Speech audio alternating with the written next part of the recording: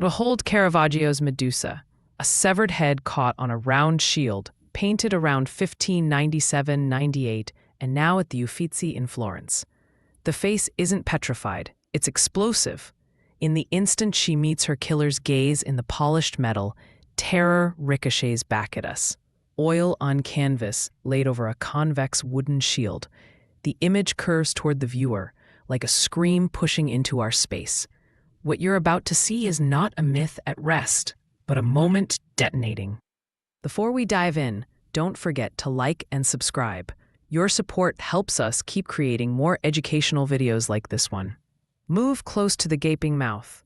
Teeth bared, tongue thrust forward, breath audible. Caravaggio paid saliva and warmth without sentiment, describing the mechanics of a scream. The jaw's strain pulls the skin taut around the lips, while shadows sink into the gums.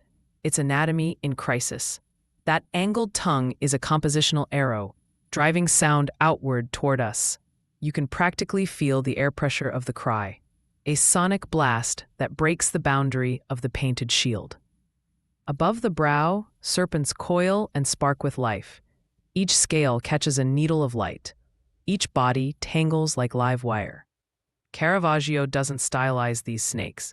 He studies them, giving them a damp, green-black luster that mirrors the shield's darkness. One serpent's head pivots, eyes alert, as if hearing the same scream we do. Notice the rim catching a glint. That ring of reflected light anchors the chaos, fixing the myth inside the hard reality of armor. At the lower edge, droplets of blood spray and fall, suspended between motion and shadow. They aren't symbolic, they're physical. Caravaggio paints the splashes as a choreography of red, curving with the shield's contour so the gore seems to arc into our space. The darkness beneath absorbs it like a stage trapdoor. This is the precise second after decapitation, before horror settles into legend. Caravaggio painted on a convex surface for a reason. The face bulges outward, mimicking the reflection on a curved shield. Step aside in your mind's eye and the geometry shifts. Step back and the head snaps to center.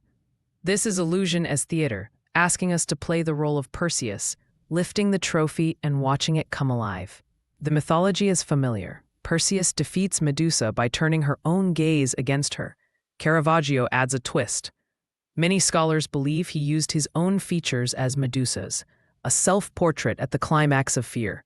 Male and female, victim and monster, painter and subject collapse into one mask. It's bravado and confession at once, a boast of realism and a disclosure of terror. This is early Baroque at full voltage, deep Chiaroscuro, tenebrism that drags figures from night, and radical naturalism. Caravaggio rejects ideal beauty for lived immediacy. Light isn't decoration, it is action, cutting like a blade across flesh, metal, and venom to force presence on the viewer. Medusa is not merely looked at, it looks back, an encounter engineered across paint, wood, and myth. Caravaggio captures the millisecond when danger becomes image, and image becomes power. If you had to face a legend, would you meet it with a mirror or with courage?